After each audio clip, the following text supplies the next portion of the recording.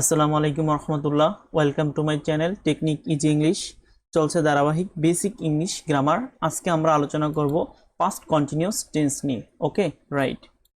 অতীতকালে বা অতীত সময়ে কোনো কাজ অবিরাম নন স্টপ ভাবে চলছিল, এরূপ বোঝালে ভার্বের পাস্ট কন্টিনিউয়াস টেন্স হয়। ওকে, রাইট।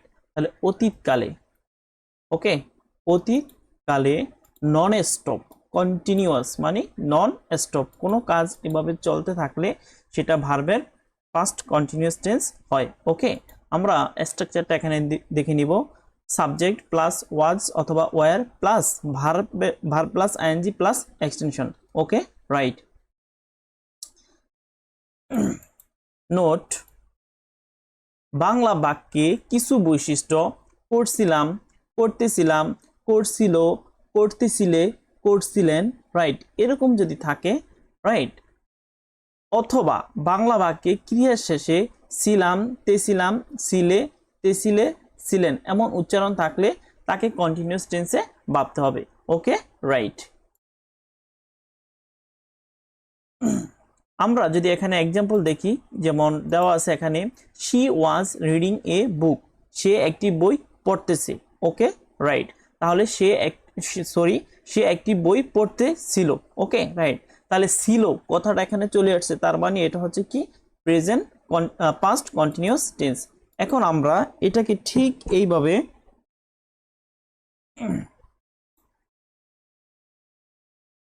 ম্যাচিং করে দেখব। রাইট, প্রথমে পাস্ট কন্টিনিউয়াস টেন্সের প্রথমে হচ্ছে কি সাবজেক্ট। ওকে, রাইট। তাহলে আমরা এখানে এটা হচ্ছে কি আমাদের, এটা হচ্ছে সাবজেক্ট। ওকে, এরপর কি ওয়াজ অথবা ওয়ার, সাবজেক্ট অনুসারে ওয়াজ অথবা ওয়ার আমাদেরকে দিতে হবে। ওকে, রাইট। তাহলে আমরা যেহেতু এখানে এই she third person singular number, সুতরাং আমরা এখানে দিব ওয়াজ। ওকে, এরপরে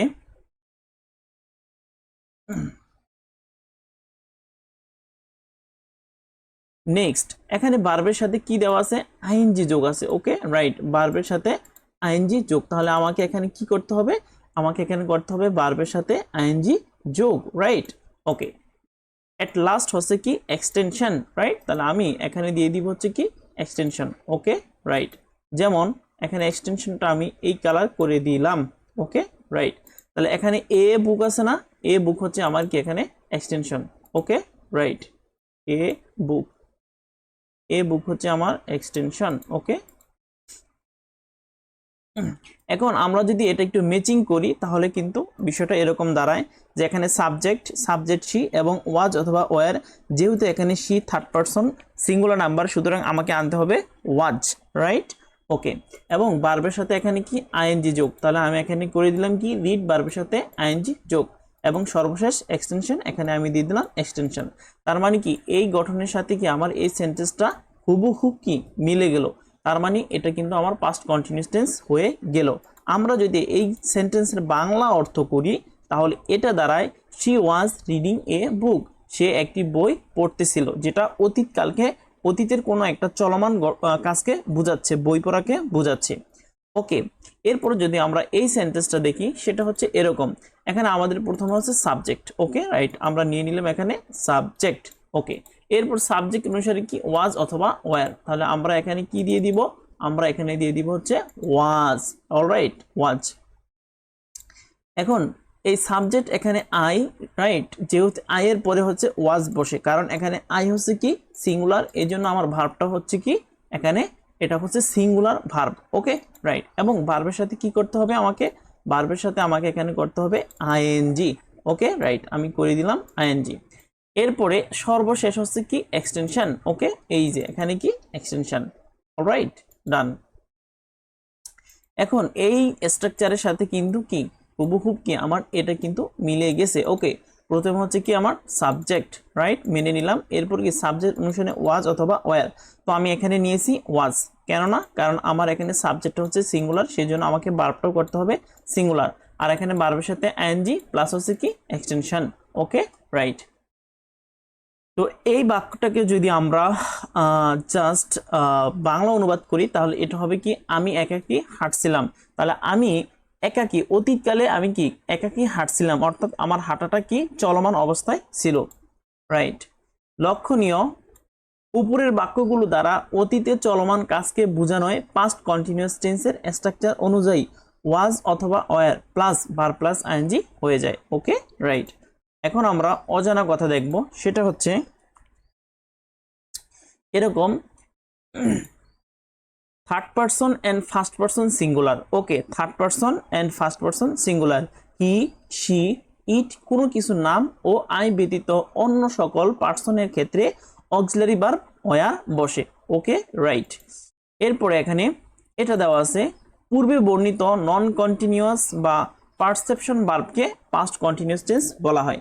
এখন নন অ্যাকচুয়ালি এখানে পারসেপশন বা নন কন্টিনিউয়াস ভার্ব কোনগুলা, যেমন সেটা এরকম হতে পারে সি, তারপর হচ্ছে কি বিলিভ। ওকে, এগুলো হচ্ছে কি কনসেপশন অথবা রাইট নন কন্টিনিউয়াস ভার্ব। আমরা যদি এটা দেখি, ওয়াজ অথবা ওয়্যার থাকলেই তাকে পাস্ট কন্টিনিউয়াস টেন্স হয় না।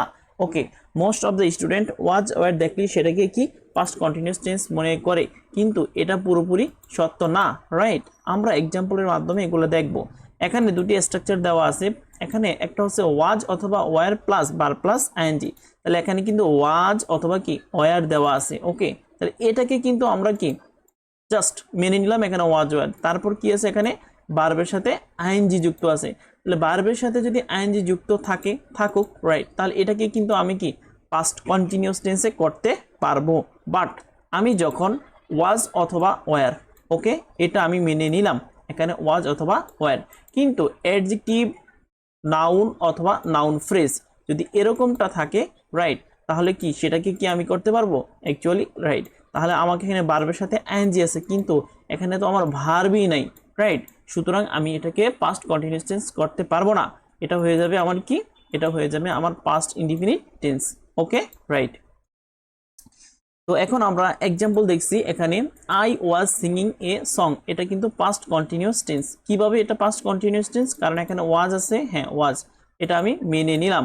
তারপর হচ্ছে কি ভার্বের সাথে আইএনজি, তাহলে এখানে কি সিং ভার্বের সাথে কি আইএনজি হয়ে গেল হচ্ছে সিঙ্গিং, তাহলে এটা অবশ্যই কি এটা একটা পাস্ট কন্টিনিউয়াস, এটা আমি মেনে নিলাম।